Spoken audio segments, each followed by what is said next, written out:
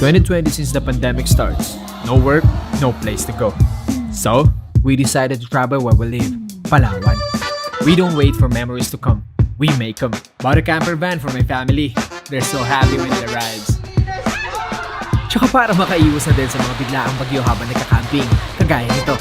Wasak na wasak! Sinet up ko na din pati pick up ko. Put a rooftop tent and a track bed storage para lahat ng rigs ready to go. Madalas sa mga biyahe namin wala talaga kaming destinasyon. Pero sa amin kami mapadpad, isa lang ang mahalaga. Ligtas ang bawat isa at masaya. This is Doming, Mafe, Joshua, Jeyo, Jadon, Janice, at ako, Gio. We are Ong Fam. Be one of us. Yo, what up? Ngayong araw, meron tayong susunduin sa airport dahil meron tayong bagong miyembro ng Ong Fam na parating! Kinakabahan kami. Din Kasi, first time to. Alas 3 na ng hapon, magtatanghalian pa lang kami. Nandito kami sa harap ng shop. Inaantay namin matapos si Terry dahil may pinapaayos lang tayo. Kwento ko lang sa mga hindi nakakaalam, pinaset up natin yung ating mga sasakyan para mas maging capable siya sa ginagawa natin trip. Medyo madilim. Yan. Ang pinagawa natin kay Terry ay pinapalitan natin ng front bumper, which is Hammer bumper yung nilagay natin sa kanya para mas slim lang siya, magaan, tsaka bagay kay Terry yung bagsakan niya. Tapos nilagyan din natin ng winch, come up winch yung kinabit natin dyan para maging mas reliable siya na kung sa babaon man tayo sa mga putik na malalalim. Pinapalitan na rin natin ng suspension si Terry. Meron siyang canister. Mas gumanda-ganda na yung drive niya kasi dati medyo maalog at saka yung manubela medyo magalaw. Yung pala, maluwag yung upper control arm nito. So the whole time na dinadrive ito ni Janice, maluwag yung upper control arm na hindi ko rin alam. Lalo tuloy akong nagkakaroon ng anxiety na lahat ng sasakyan namin gusto ko, alam ko kung gaano hinigpitan lahat ng bolt. Kasi ako, duda na ako kapag hindi ako mismo yung nakakita o ako mismo yung gumawa. Kasi syempre, pamilya ko yung nakasakay dito. So risky, mas better din na kayo kung magpapayos din kayo sa mga kasa kung saan man. Make sure nyo na nakita nyo talaga kada hinigpitan nila na bolt, lalo yung mga gulong kasi diyan nakasalala yung buong sasakyan sa gulong. Yung gulong na ikakabit natin ngayon ay BF Goodrich KM3.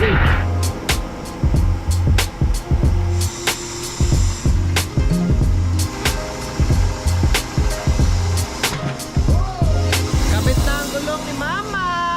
Mama!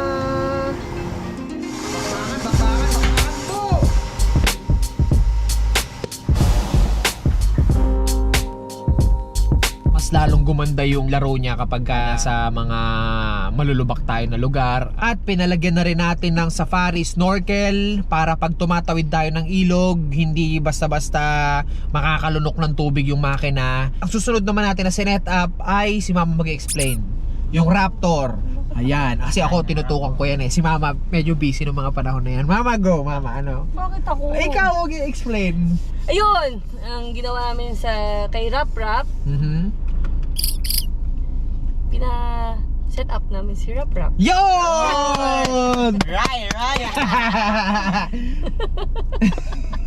Sa sobrang dami niyang gustong ikwento kasi syempre hindi lang basta-basta yung pag-set up ng mga rigs, no? Yeah. Talagang mabusisi. Gusto na namin buksan yung tent para doon na lang kami matulog kasi sa sobrang tagal ng pag-aantay kasi kailangan nakabantay ka rin. Kasi yun ang sinasabi nga ni Gio, kailangan pag kinakabit nila, alam mo rin. Yun, so pray muna tayo saglit bago natin ituloy ang kwento sa mga sasakyan natin. Okay.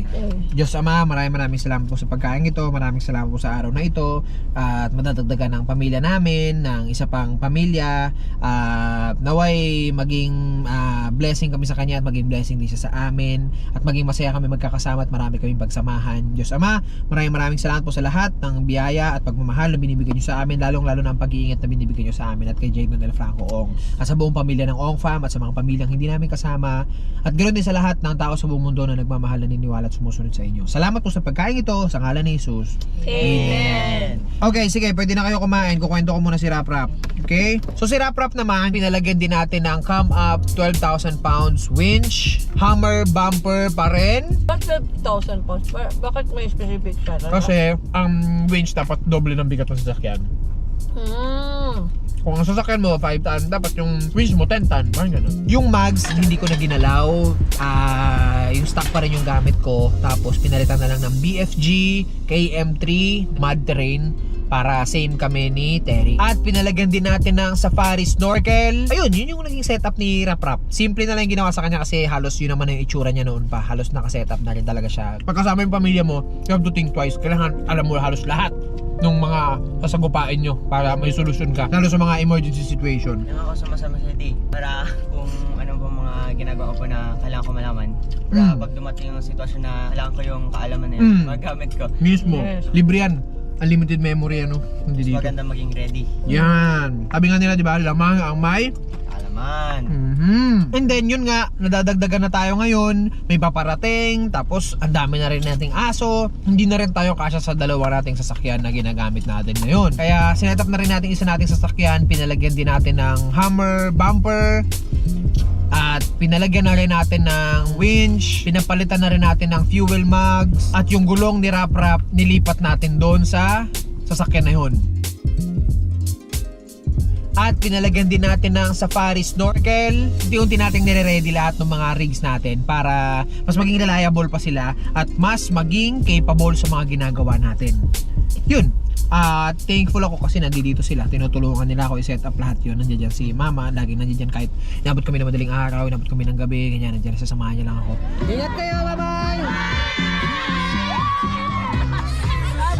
Si Jeyo naman ganoon din, sasamahan din ako kahit hanggang gabi, nag-aayos kami doon, tulong-tulungan lang kami. Pag natapos na kami kumain dito, pupunta kami sa mall dahil meron tayong bibilhin, ibibigay natin doon sa paparating nating bagong pamilya. Ay! Yeah.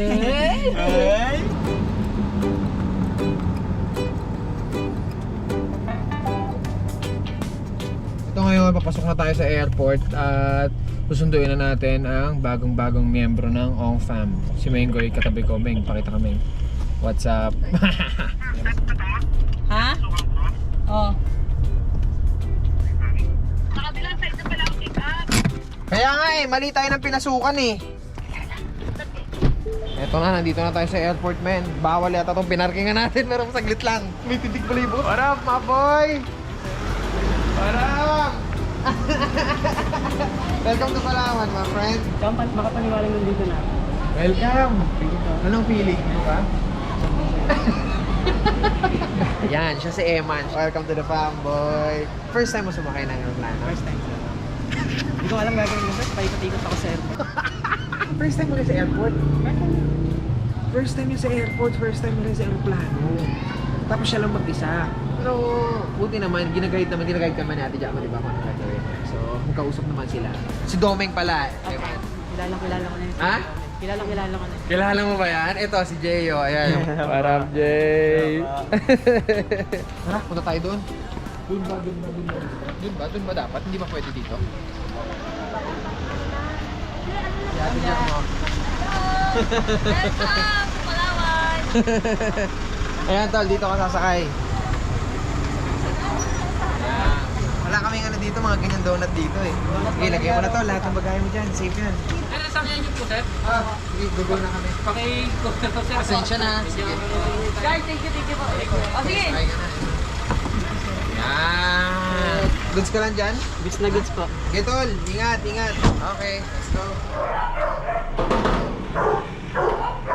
Kaya, hello. Dito lang yun, tol. Pasensya mo na ang ating munting tahanan. Dream come true. Mahilig ka ba sa mga nature, tol? Mga adventure? Yes po. Hoy. Yan nga po kadalasang dinidesign ko. Pero ikaw mismo sa sarili mo. Nag-iilog dagat ka, oh. Hindi po. Huling dagat ko, sir, 4 years old. 4 years old? So, ibig sabihin, ano muna siya, sa mind mo lang yung adventure. In Parang- life, sa sarili mo. Hindi ko wala. nagawa. Wala po. Ilog? Hindi nga po Ilog? marunong lumangoy. Totoo? Oh, exciting to!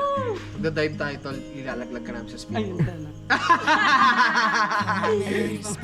Dito natin, tulong-tulungan na talaga tayo. Kanya-kanya lang tayo. Tulong-tulungan Grow tsaka tayo. tulong-turuan. Tapos lahat tayo magiging malupit, di ba? Yun naman ang goal natin, eh. Maging magaling ang bawat isa sa mga linya na tinatahak natin. Ito, si Rodo, dati, simple lang yan. Pero ngayon, malupit na yan. Teka, tara. Sama ka, tara. Ito si Sky. Yun yung member. Yan. Napanood mo na yan. Yes, yes, Ito yung ano. Inampo namin. Yung kasama niya, naglayak. Nandiyan na yan sa paligid. Nandiyan lang sa paligid. So paano pasip natin yung kwarto niya? Oo, para makita Bago niyo. siya maligo. Yes. No? Oo. Okay, sige. Tara. Let's go inside. Yan. Ito ang ating munting tahanan. Yan. Si Spike, andyan si Spike. Spike! Ay, Spike. Yes. Joke lang! Kasi nahanap ko yung nasa... Okay.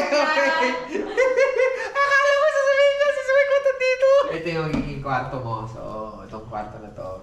Dito ka kwarto. Tapos, ang labas mo din. Doon. For now. Ito na ang iyong... Sa akin to sa'yo.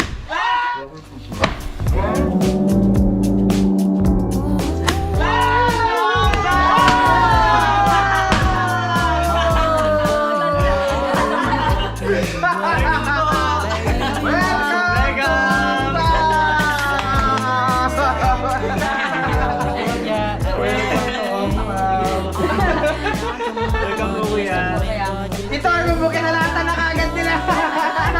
Nagulat ka, no? Nagulat ka. Kinalatan na kagad nila yung room mo. Ayan, ni Cake. Ayan. Sign mo. Welcome, Eman, to Kongfa.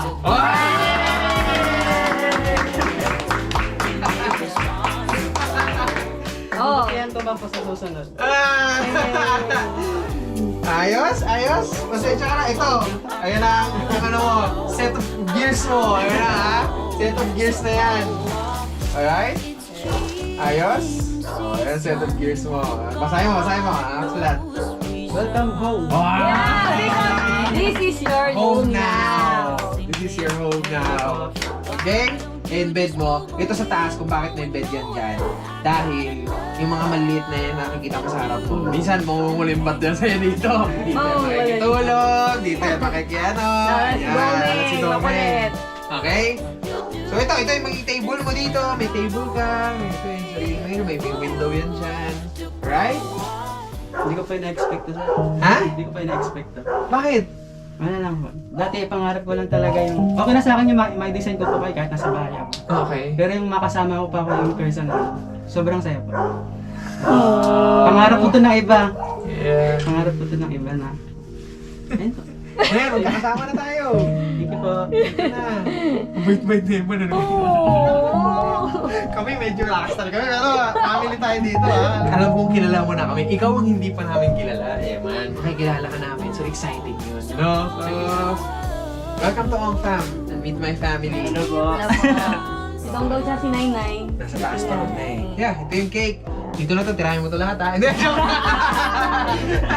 Alright, so andito na si Eman. Siya ang bago nating makakasama sa Ong Fam. Siya ang makakatulong ni Kamangga sa pagdidesign ng mga damit, video editing, ganyan-ganyan, kung ano man, multimedia. Makatulong-tulungan na namin yon kung paano namin may execute yung mga bagay-bagay para mas mapasaya pa namin kayo at mas makapag-create pa tayo ng magagandang memories. Marami pa siyang maitutulong at maraming kami sana ding maitulong sa kanya. Maraming salamat sa lahat. We are. Ikaw magsabi nun. We are. Go. We are... Ong Fam!